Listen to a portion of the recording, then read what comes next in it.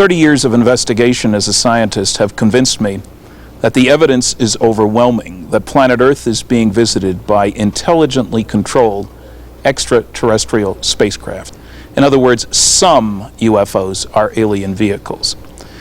Furthermore, it is clear now that the government of the United States, some few people within it, have known since at least 1947, when a crashed saucer was recovered complete with 4 alien bodies outside Roswell, New Mexico, that indeed the planet is being visited. The subject is a kind of cosmic Watergate. In March 1983, I was working on a documentary for Home Box Office entitled UFOs, the ET Factor. During research, I was taken to Kirtland Air Force Base in Albuquerque, New Mexico, where an Air Force Office of Special Investigations agent showed me several pages entitled Briefing Paper for the President of the United States of America on the subject of unidentified flying vehicles. The paper suggested strongly that our government has known for at least 40 years that extraterrestrials and their craft have been visiting this Earth. Starting in 1976, Freedom of Information Act requests were filed with the U.S. government. These Freedom of Information Act requests asked for any documents that various intelligence agencies might have relating to UFOs. Over the last 10 years, a number of agencies have responded and have generated several thousand pages of documents. These documents show that intelligence agencies in the United States government have maintained an interest in the UFO subject and tracked it for at least the last 40 years.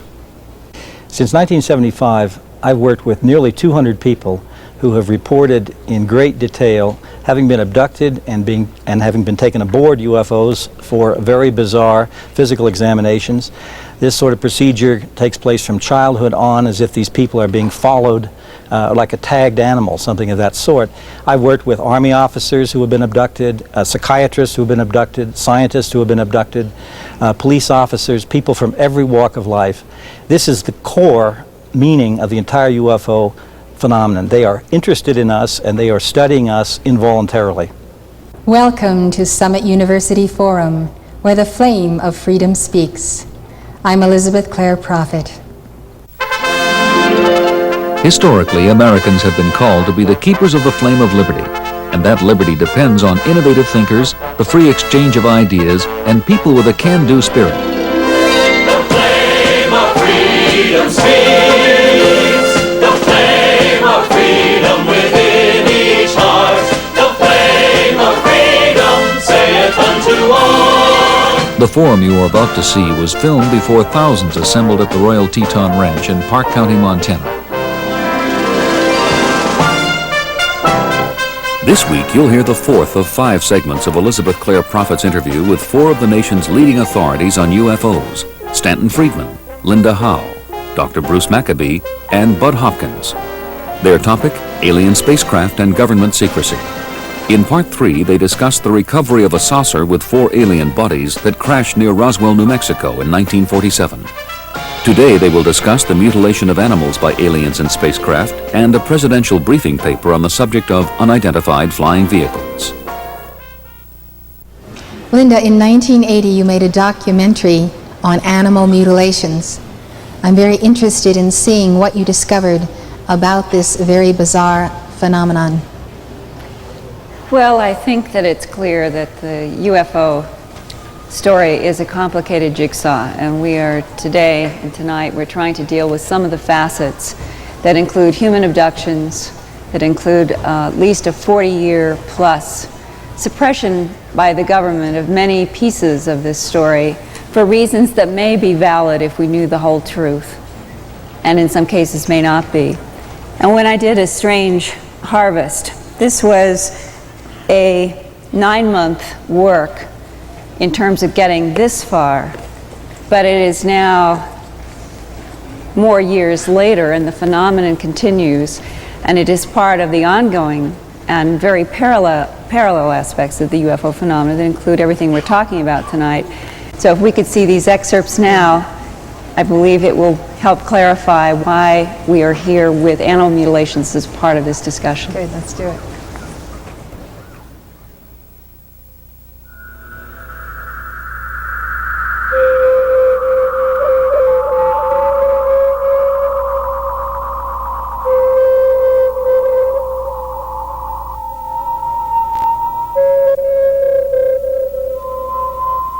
In September 1967, on the King Ranch in the San Luis Valley of Colorado, an Appaloosa mare called Snippy was found dead and stripped of flesh from the neck up. Some said this was the work of flying saucers. Who or whatever did it, no one knows.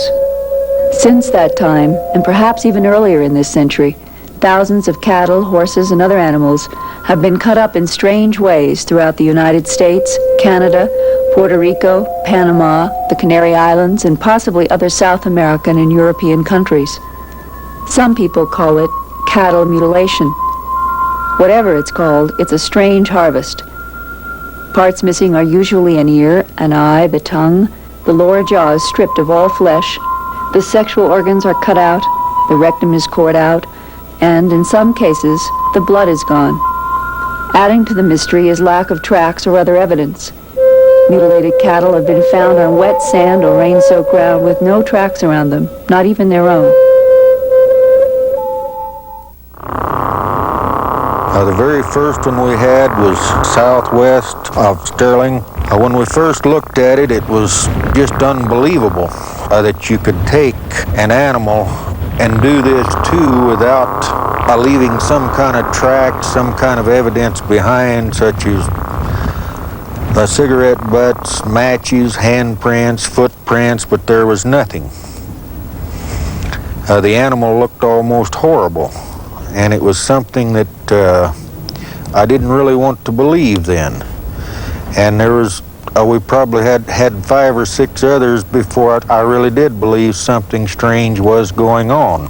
We had one up north where we believe the animal was paralyzed and was alive when it was being mutilated. An eye and an ear, the tongue, the rectal area was taken out, but the animal dug a hole with its head, but none of the other parts of the body moved, not even the legs. One other place in 1976 north of town on a very hard pasture, almost like hard brick. We found tripod marks 12 inches across. The tripod marks were 14 feet apart. We found one set that had gone in the ground roughly 8 inches. And it would take a good post hole digger or shovel to dig in like this. It indicated something very heavy had sat down in this area, yet there was no tracks leading from it nor to it. Almost nightly when this was going on, we could pick out a very brilliant, huge, brilliant light in the sky. We had a newsman take pictures of it with a very high-powered lens, but all we got out of this was the movement of it and the light showing very brilliant. Several times we observed smaller lights come out of this aircraft and then come down toward Earth. This huge, brilliant light would hang in the air, and then when it would move, it could move up and down, backwards, forwards, travel very rapidly. And after a while, these smaller lights would join up with the larger one, and then they'd disappear. I've drawn a picture of the spacecraft what I seen that night, and the ridge was 300 feet, and the tip stuck above the ridge, and that'd give you a size of a football field. And as it proceeded from the down from the sky, it was a pure white with, of course, the flashing red and yellow and blue lights. And then it turned to a fluorescent orange, the whole ship did. And it stays this color, and of course it'll glow the whole area up right around where the cow was. The area was deep red, and that's where you could hear that cow beller. Now, those are scenes that took place from mutilations in the 70s when there was such a peak, especially between 1975 and 76, that ranchers and sheriffs were having to deal with multiple mutilations sometimes in the same day. That's how many there were. But what I'd like to communicate is that the phenomenon has never stopped, even though you don't still see a lot of headlines. It continues into the 1980s. And I'd like to show an excerpt from one of the most remarkable cases that in the 8 years that I've studied this particular phenomenon, that underscores not only the strangeness and the bloodlessness, but how are these things accomplished. And what you're going to see now is an excerpt of a cow that was a live, pregnant cow with a herd at noon and found dead and mutilated at 5 o'clock in a pasture that was a half a mile from the ranch house where the ranchers were out all day long. So if we could see this excerpt. When did this take place? This is 1982, September 1982. Bill and Linda DeZuris grew up on this ranch land about 30 miles east of Colorado Springs. Raising cattle has been their life, and neither had seen anything like the dead cow they found that September day. About noon, we went out to check the cows. We had some cows that were about to calve, and everything was okay. And so we went back to the house, had lunch. About, all afternoon, we'd worked out on the truck all afternoon. It was a pretty day, and we hadn't seen or heard anything. When about 5 o'clock, I had to go to Kremlin after a load of hay. So I was in a semi, and the cow was over a little ridge, but I could see off a sweet road the cow laying there dead. I got the pate and I called my wife and told her to go check on it. Half of the udders were gone. You could see into the stomach cavity. The rectum had been partially removed. The eyes were bulging out. I was horrified at the thought of what could do this in broad daylight when we had checked the cows only a few hours before. That cow was the DeZuris' third mutilation. In the fall of 1979, they found 2 of their year-old heifers lying 100 feet apart in a pasture. Both were dead, and their rectums had been cored out. Cause unknown. Now, there's one other piece that I'd like to show you that may or may not be an explanation for how could you have a herd of cows, there were 30, 35 cows in a pasture, and have something selectively pick out one cow between noon and 5, do to it what was done to this cow without the owners being a half a mile away, ever having heard anything, seen anything. I'm not saying that what the next scene is about, which is a hypnosis session with a woman who may have actually seen a calf being taken up in a beam of light, but it is perhaps an insight into how the DeZurises lost this cow, which has buffaloed them and the deputy that came out. It is one of those cases that's never been explained, has haunted them, and I'd like to show you this next excerpt, which may be part of the explanation. It's like a spotlight that's shining down on the back of my car. And it's like it has substance to it. I can see an animal being taken up in this. I can see it squirming and trying to get free. And it's like it's being sucked up. It's taken into some sort of chamber. It's a little round, tiny room. And I get nauseated at watching how they excise parts. It's done very quickly, but the calf doesn't die immediately.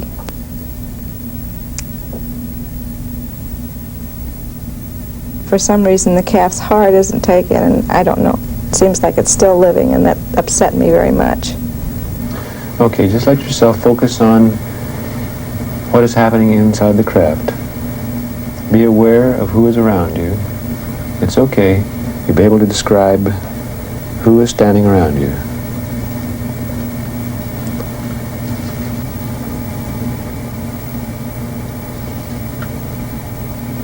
It appears to be 2 little men. 2 little men? Mm-hmm. How do they look?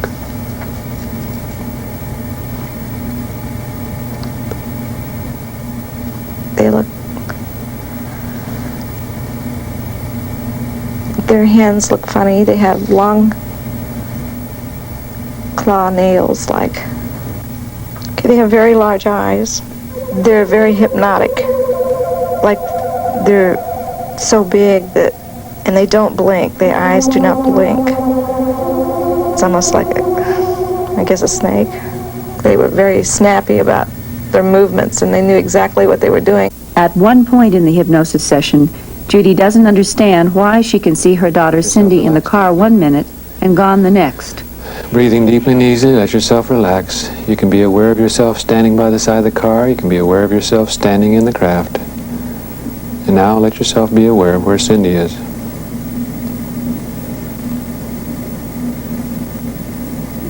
I know I have a feeling of fear. Okay, let yourself go on through the experience. Let yourself go on through the fear. What impressions come to mind? I just visualize her on a table. Okay, what happens next? I'm afraid that it's going to happen to her, what they did to the animal. Yeah. Just let yourself relax. Forget it. No, I don't want to. You can tolerate it. You know it. No, I can't. You know it's all right. Just let yourself go on through. Just relax deeply. You know that everything's going to be okay. You see Cindy on the table. What happens next? I'm just afraid that they're going to hurt her. In this scene, the context was that Judy Doherty was traveling with 4 other members in a car back in 1973. Her daughter was in the back seat. Her mother, her brother-in-law, and his sister were all in this car. And a light was tracking the car for about 30 or 40 minutes, and they were arguing about what this was. When she pulls the car over to the side of the road, gets out, has missing time. Everybody has missing time. They didn't know that at the time. And under the hypnosis is this scene where she sees a beam of light, sees an animal being taken up into it, the mutilation, the creatures. This case, where she just at this end, where she is saying she's worried that they're going to do to her daughter Cindy what they had done to the animal. Leo Sprinkle's own guess, after having done a lot of abduction cases, was that what the mother ended up seeing in some way in which her physical body was beside the car, some other projection of Judy Doherty perhaps was in the craft, and her actual daughter was in the craft undergoing a sexual exam. This was Leo Sprinkle's professional guess of why there was this tremendous block, which would fit to some extent into Bud's work. And there's never been follow-up hypnosis with the daughter or with Judy Doherty from this particular scene forward. This is not proof because this is a recall under hypnosis. Consciously, she had missing time, a blank memory. So did all the other people who were in the car that night. But if this case is a hypnosis case in which somebody visually in hypnosis sees it, there is a case of a rancher from around the Waco, Texas area who in 1980 was out rounding up also pregnant cows out of a particular area on his ranch. It was a very remote area. He was on foot. Came around a band of some mesquite trees, and he saw what he said were 2 creatures. They had heads that were shaped like upside down eggs with the point down here, about 4.5 feet tall, with eyes. He says, you ever seen slew eyes? These pointed dark black eyes. And that they were all one color all the way down. And he said maybe they were wearing some kind of leotard, or maybe it was some kind of all skin that they had nothing on. But in between, the arms were moving like this in sync, and in between the 2 arms of these creatures, he saw them with a calf. And when he saw them, his instantaneous reaction was to turn around and run, because he said, I've heard of them UFOs, and I don't want to go up in one of their craft. And so he ran away. 3 days later, he came back with his wife and a son. And they went back to the place, and there they found the hide of a calf turned inside out. The skull was in the head part, and the hooves were in the were there, but the rest of it was just hide. It was turned inside out and folded on the ground, and next to it was, to his description, the backbone of a calf without the ribs attached. Now what that adds up to, I don't know either, except it is the closest eyewitness connection by somebody in broad daylight who saw two, to use his term, creatures carrying the calf, and then finding this 3 days later. It maybe falls in the category still of circumstantial evidence, but I think that there is a pattern that goes back as far as 1967, is ongoing in 1988, and I would like to show you a mutilation that occurred May 14th, 1988, northeastern Colorado, Weld County, in an area where mutilators have taken animals now since at least 1973 and 74. And I'm going to start with a slide that will show you one of the classic cases from 1976, and then we will go to the 1988. In 1976, this is the half of the jaw is removed, the circle of flesh around the eye, which is a classic. When we talk about the classic mutilations, this is one of the hallmarks of the mutilations as they've been in the past. Now, we will go to May 14th, 1988. You will see it is the circle of flesh around the eyeball is removed, the flesh is taken on the lower half of the jawbone is stripped of flesh. As many ranchers have said now since the early 70s, they come across these animals with this desiccated jawbone, and the animal can be warm to touch here, and yet the bone is so stripped of flesh that it is as if it has laid out in the sun. There have been animals that have been found in the snow, alive, 7 o'clock the night before. One case, a horse, 30 feet from the back door of a house, the bedroom at the end of the house, the corral, 30 feet, not yards, 30 feet. A 9-month Arabian stallion, prize horse. Rancher went out and fed that horse at 7 o'clock in the evening. The next morning is back in the kitchen, 7 o'clock, 12 hours later. Looks out and to his astonishment sees his horse lying down in the snow and knows something's wrong. Goes out there and finds not a single track in the snow of anything, including his horse. But in the rectum area is a hole that is 12 inches in diameter, coned in to the body of the animal 12 inches. The skin was not only bloodless, it was dry. To touch it, it was desiccated, and that was in the sheriff and the police report later. And the eye that was up, facing the sky, and it was open, not closed, was a complete and total opaque silver blue. And the horse was alive and well 12 hours earlier. That is to give you sort of a context of what we're talking about, the bizarreness. In those 12 hours, 3 dogs in that house, they did not wake up, there was no barking. Something terrible happened in those 12 hours that night, and not a single person or animal responded to what happened in that corral. And if you will dissolve to the next slide, what I wanted to do was to show this animal here. This is a very remote pasture. This is where the deputy had come out to take the photographs and do the report. And he wrote in his report, "No obvious cause of death is seen. No blood was seen in the area. No evidence or tracks of any kind are seen.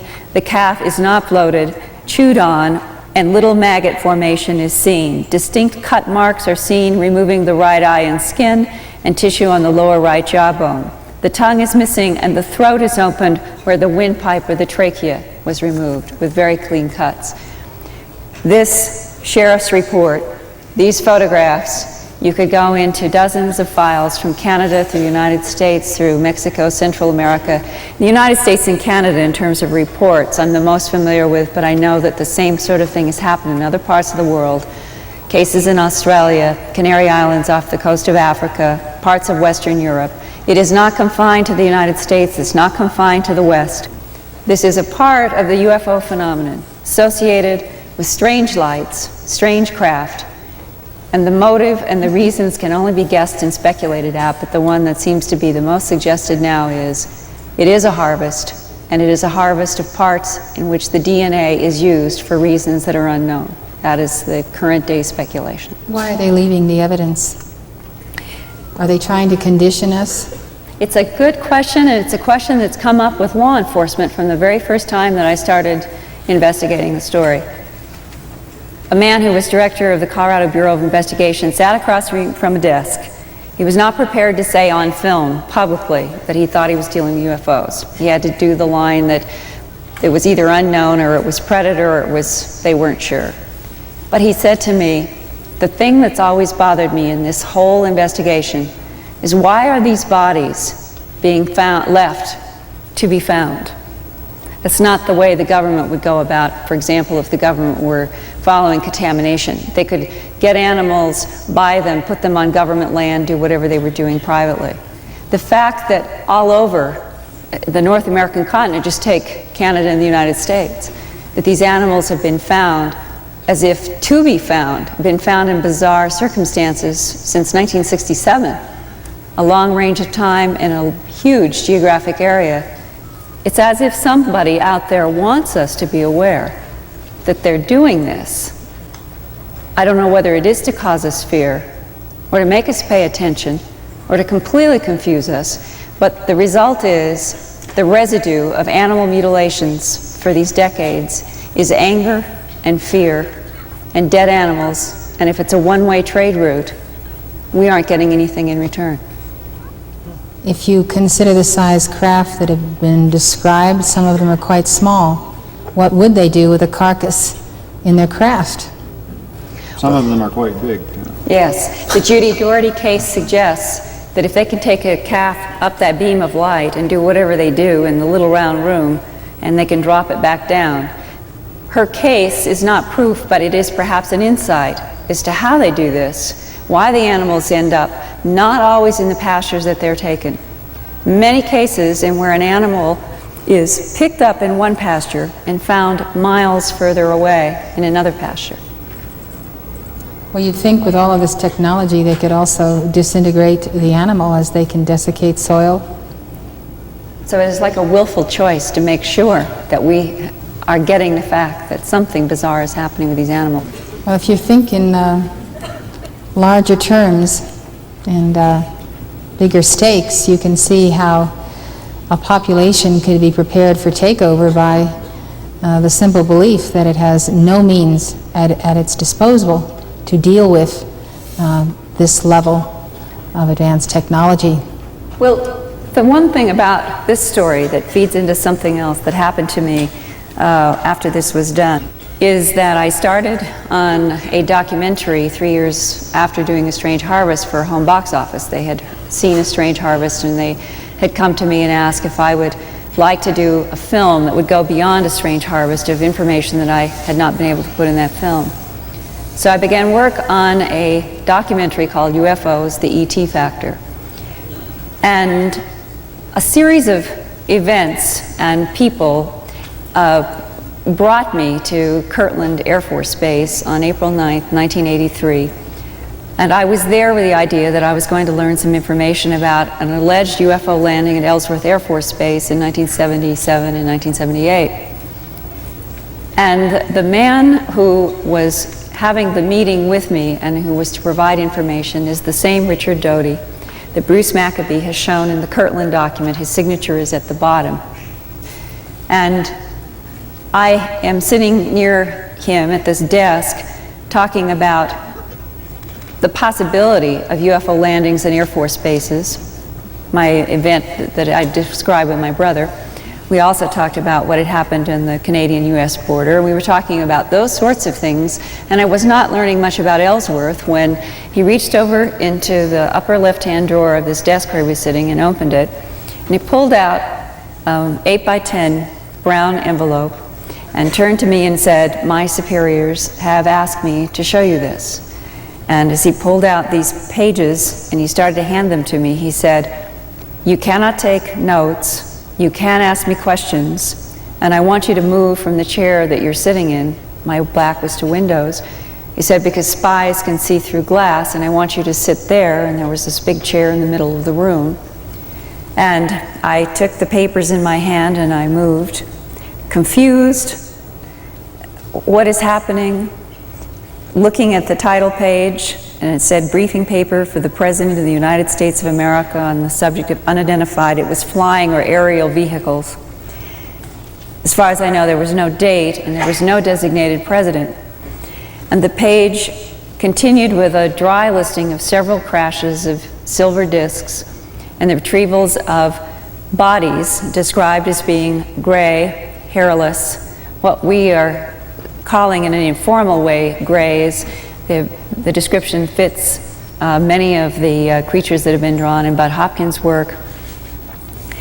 And the explanation in the briefing paper was that our radar system, for some reason, was interfering with their guidance system, and that's why these craft were crashing, and that we had units that the government was sending that was retrieving these for study at Los Alamos and other places. And among those listed was one in 1949 that crashed near Roswell, separate from the 1947 Roswell case that Bill Moore and Stanton Friedman and others have worked on. And in that case, it said that there were 6 bodies, 5 of these creatures dead, 1 alive, and that this live creature was retrieved and taken to Los Alamos, where it was kept, studied, and communicated with for 3 years until June 18, 1952, when, in the briefing paper said this, it died of unknown causes. In the briefing paper, it said that a great deal of information about this creature's civilization was learned and communicated, and then it gave summaries of various kinds of information that seemed to be relevant to what the government had learned from this extraterrestrial. And in a summary of some of that material, it would largely add up to that they have been here for a very long time, that the Earth has in some way been a focus of study and perhaps manipulation of both biological evolution, religious evolution, and sociological evolution here. There was a long summary of the government's own research in this area from 1946 is the date I remember, and it listed Grudge and Gleam and Twinkle and Blue Book and Sign and all of the projects, some of which Bruce and Stanton have talked about. And on the last page, it had 4 paragraphs of 4 different projects. The first one dealt with an explanation, or at least the government was implying that they understood the evolution of Homo sapien on the planet better from contact with this extraterrestrial. The next one was Project Sigma, ongoing communication with these ETs from April 25th, 1964. Another one was Project Snowbird, research and development efforts in order to try to fly one of the craft, according to this paper, that the government had recovered intact. And the last one was Project Aquarius, an ongoing research and development project with the effort of trying to ascertain the motives of the ETs. And I think that it is motive is the large unknown. Bud said so clearly, we're dealing with deception and disinformation by a government that may be acting out of fear. A government, by definition, is there to help protect people. And if a government does not have explanations, does not have answers, does not know what it's dealing with, the last thing it wants to do is run to the public and say, this is the unknown we're dealing with. That may be how all of this started in terms of suppression. But the ETs, I don't think, are playing straight with human beings either. I believe there are multiple levels of deception and manipulation, and the government itself may be the focus and subject of that manipulation. And so we sit here today, many of us coming from various different facets in this story, but all of it dovetails into, I think, if there's one truth that we could share, and that is, there is something mucking around with this planet on a lot of different levels. The motive is what is really unknown. I think we may get a better perspective of their motives if we consider their alleged activities in underground bases.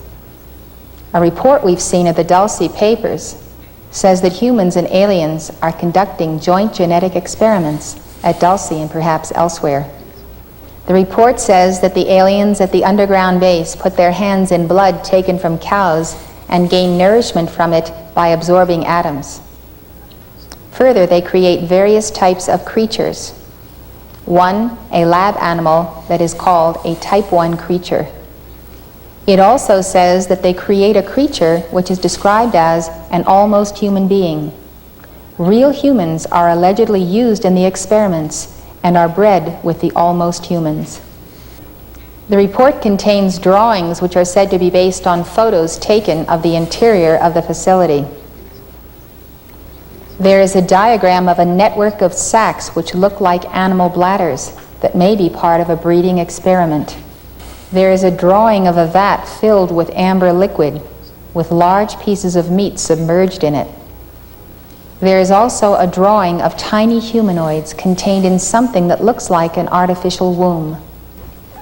Are you going to tell us about the ultimate revelations of the documents that you read?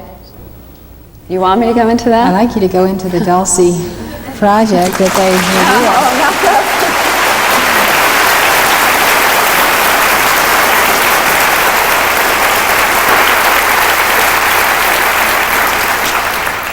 Well, I'll tell you what I could describe is that over the last year, separate from any of the briefing papers, is that several people in England and in the United States, Canada, somebody I know in Australia, there has been an increasing amount of information that has been surfacing that is suggesting that the complex motives of an extraterrestrial intelligence on the planet may be more than one kind of extraterrestrial, and that the motives may be their survival issue to the expense of us. And in these stories that are suggesting the opposite of the 1950s vision of encountering extraterrestrials who would basically solve all of our problems, all of our illnesses, all of our religious and political conflict. The story now in 1988 is in fact one of a universe that, if any of this is true, would suggest that there are survival issues and desperations and conflicts equally as complex as what we experience as humans here.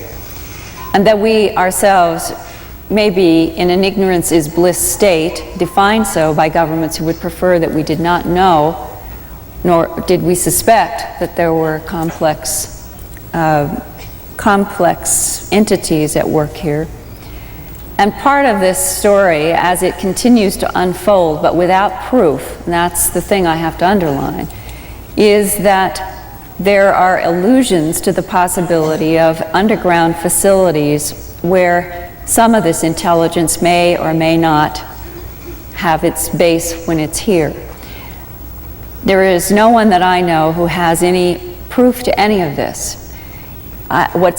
Perhaps what you can say and summarize is that we are now at a time at the end of the 8th decade in this century when we are beginning to wake up to the fact that it is not just mythology and it is not just metaphor, but there actually is and are other intelligences using this planet. In some cases it may be simply one-way trade routes, and in other cases it may be something more complex, which was what was implied in the briefing paper that I was shown. Because the briefing paper I was shown would suggest that the planet is at least the concern of something out there over 25,000 years, and it may be longer.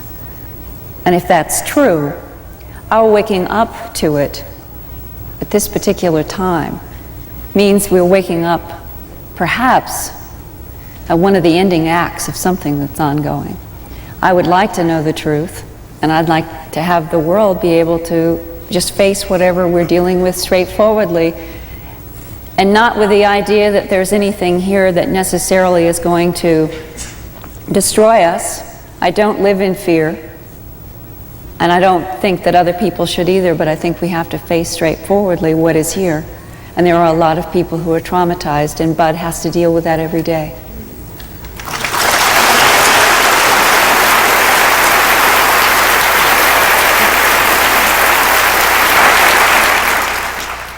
I do understand your reluctance to talk about something that has not been proven, but I think that to bring to light what people have said, what has appeared in documents and then has been withdrawn, is vital to our ability to deal with such eventualities, especially when we are involved in spiritual power and meditation upon God, and the fact that if we are facing such an overwhelming force, we have to know that our only recourse is to the heart of God and to the invocation of that light and the heavenly hosts to stand between us and an evolution that does not apparently state itself as God-fearing or as having allegiance to truth or reverence for life as we know it.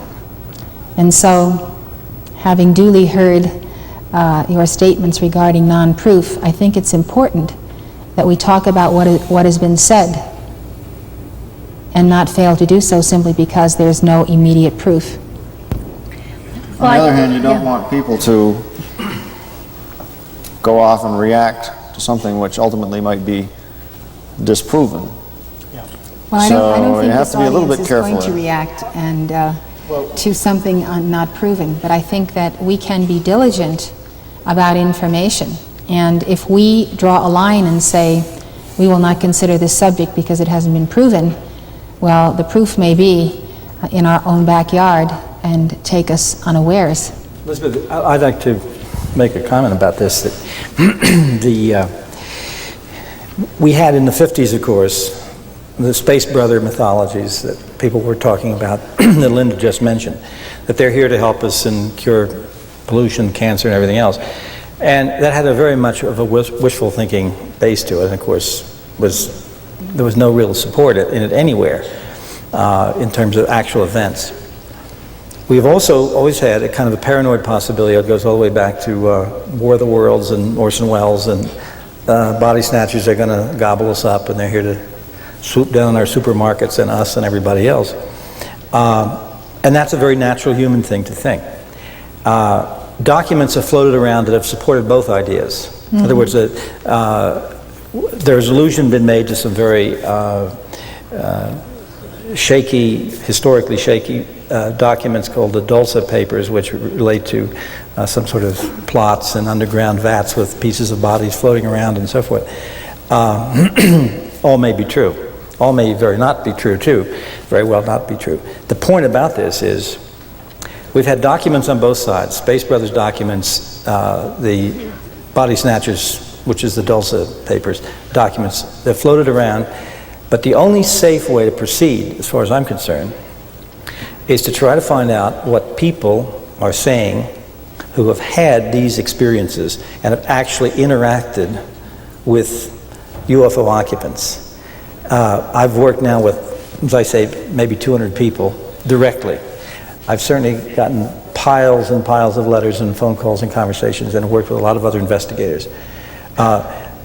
What seems to be happening, as far as we can tell, is that they are very, very interested in us as objects of study.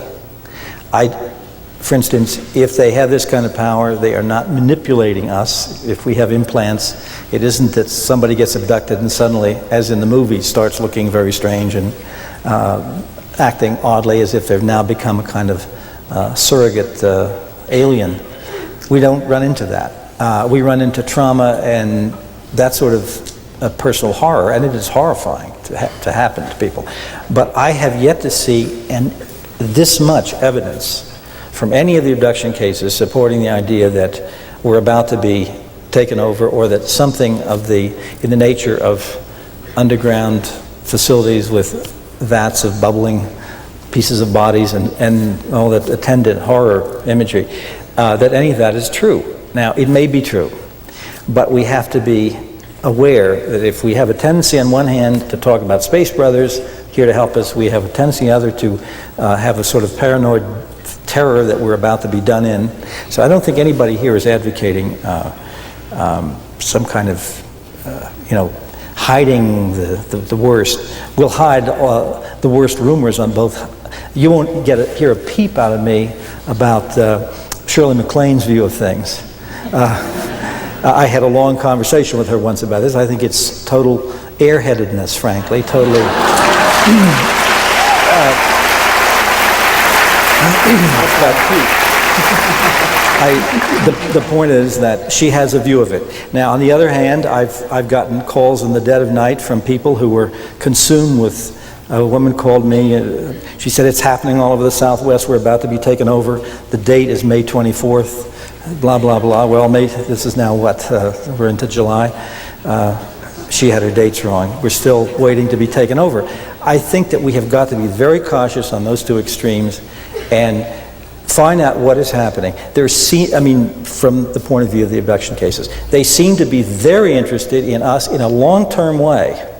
In other words, they seem to be very interested in following generations. I think they're in a very desperate straits. And I don't mean to get into this, but I'd like to, just one quick thing. One of the things that's so fascinating to me is that, the Space Brothers ideas, they've come here to help us, et cetera, et cetera. What I'm getting in the abduction accounts is that they seem to be here in a kind of need and in a kind of wonderment about us, and in a very strange way, rather than being our quote-unquote spiritual guides. I think maybe we're their spiritual guides in a very peculiar way. And this is what I mean. They have these craft which are extremely sterile. They're identical natures, one from another. They seem to be exactly alike, one after another, the crew. There's no human individuality. I mean, look at the richness of the people right here in our infinite variety. They have none of that. It seems to me they have come here out of a certain kind of envy and a certain kind of need. And I think that they're trying to learn something about our human individuality, the way we actually do care and love one another, which is something they don't seem to have, the way we can care for a small child that they don't seem to know about. They need our DNA, but it's as if they're here not to swoop down in our supermarkets or whatever, or to cure pollution for us. I think that they're in desperate straits. I think they're very cold and callous in their behavior, but that may be that cold, sterile world they've come out. I'm not trying to defend what has emerged, because abductions have resulted in deaths and suicides and all kinds of horrors, so there's nothing pleasant about it. But I do think it's very easy to exaggerate the fears that we should be feeling, just as it's very easy to go on the other end and exaggerate the Space Brothers thing. I think we have to look at it very realistically.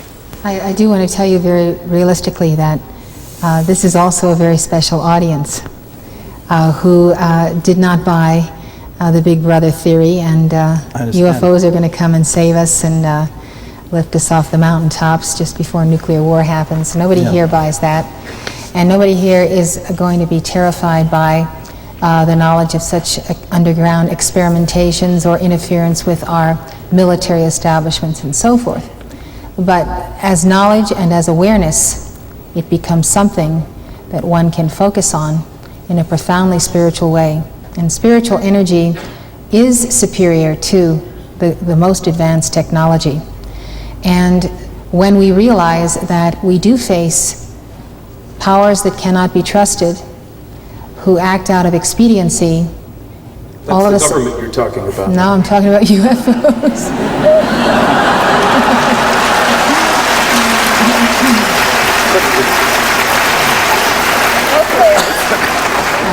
Which government, ours or theirs? Well, there may not be a great difference.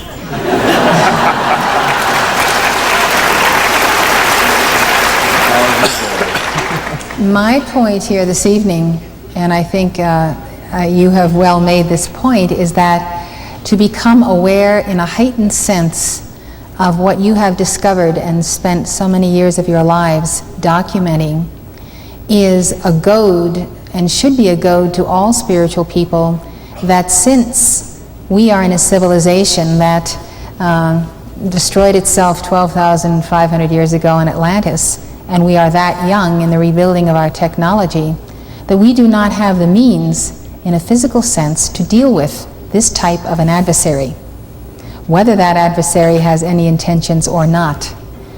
And we better understand that Earth is a crossroads, and that all types of evolutions are coming and going, and the value of the worth of the inner soul and the spirit and the God flame is such that it behooves us to develop our spiritual light, the light in our chakras, and our oneness with the hosts of the Lord, since if such a circumstance should ever happen to any one of us, we should have that recourse because we have not neglected our spiritual work.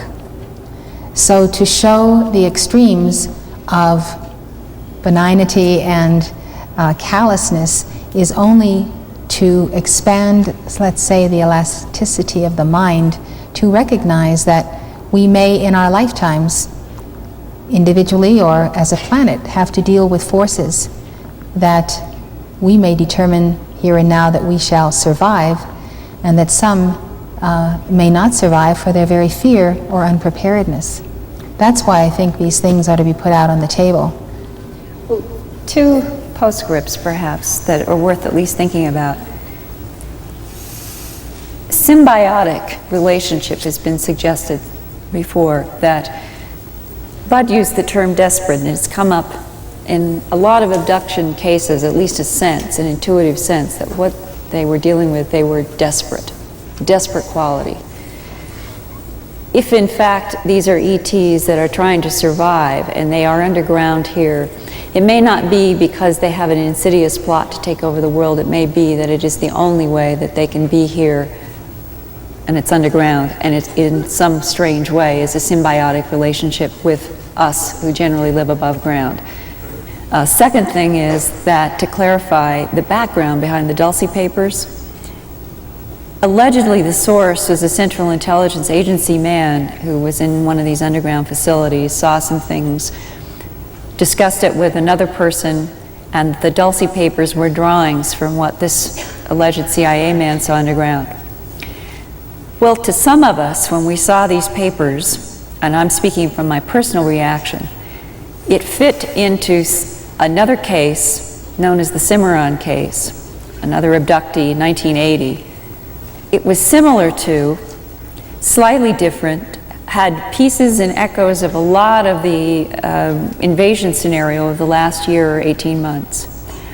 But something about it struck me that if the government is truly in a bind and how to tell the story that cannot be told, that you could even possibly speculate that the government itself might put out this particular kind of story with these particular kinds of drawings right now in order to almost bring sympathy for the position the government is in. It sets up, my God, if it is this bad, then no wonder. It may be disinformation completely to cover up something else. It could be disinformation to help take some of the psychological load off the government's back because they know they're going to have to tell the story at some point here, or something's going to happen. And all I'm trying to say is that it's so complex, and that any pieces or shades of any of these motives could be behind the releases of any of these documents now. And that you can't run with one. You have to watch it almost like a movie, keeping a kind of distance and not putting energy into it. That's right. And holding off and saying, something is going on. And we need to watch it. And we need to have some criticality about it. But I'm an optimist. I guess I have to be after all these years of living with this stuff. I feel not only that the public can handle this, but that I think it's one of the best things that could happen to mankind in order for us to get a new view of ourselves. That, people have said, why isn't the government telling us what's going on? Well, you can think of all kinds of scenarios. You want to figure out how they work, you set up your secret project. You worry about the other guy figuring out how they work, you don't want him to know, he knows kind of thing. But look how we must look to them. I think they look upon us as a primitive society whose major activity is tribal warfare. Well, listen to the news for a week. Is there any other explanation for it? For us, every new frontier has become a new place to do battle. In space, under the water. Now, we talk about life being sacred to us. I can agree with Bud that they're doing things that they shouldn't do to people who are abducted.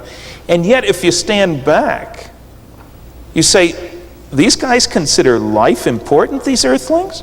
They're spending $900 billion on things military every year, and there's literally millions of kids who die of starvation every year. They think life is important? That's nonsense. Of course they don't. If they did, they wouldn't be doing what they're doing. Well, just the cattle mutilations. People, all they have to do is say people are eating beef every day of their lives. What difference does it make whether we eat it or experiment? What's another cow between friends, you know? If you're a rancher with a $10,000 bull, it means a lot. And I've talked to one of those, and he was, you know. But you see what I'm saying. So rather than seeing them as desperate and desperately needing us and our body parts and so forth, I look upon them as guys who are not here to save us. I think we have to earn that. But here to do their thing and for their purposes, and if they wanted to clobber us, they would have long time ago. We're clobberable by any advanced civilization. So I take a much more positive approach towards some of this. You know, I can't take a positive approach when I read Buzz books and listen to They were very distressing books. What they're capable of doing to people, and you still got a story to tell us tonight about Kathy Davis, and I think we should go into that a little bit now. You have been watching the fourth of 5 segments of Elizabeth Clare Prophet's interview with Stanton Friedman, Linda Howe, Dr. Bruce Maccabee, and Bud Hopkins on alien spacecraft and government secrecy. Don't miss Part 5, when Mrs. Prophet and her guests will take an in-depth look at the abduction and examination of humans by aliens in spacecraft. Check your station or local listings for the times. The preceding public access program has been presented through the assistance of Summit University, Box A, Livingston, Montana, 59047 1390. If you would like to know more, call this number or write this address. I will never give up. I will never turn back. I will never submit. I will bear the flame of freedom to my victory.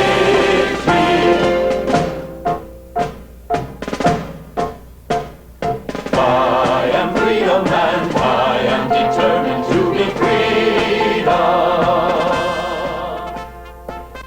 For information on the full-length version of this and other Summit University forums, as well as lectures on the defense of freedom by Elizabeth Clare Prophet, call toll-free 1-800-323-5228 or write Summit University Press, Box A, Livingston, Montana, 59047-1390.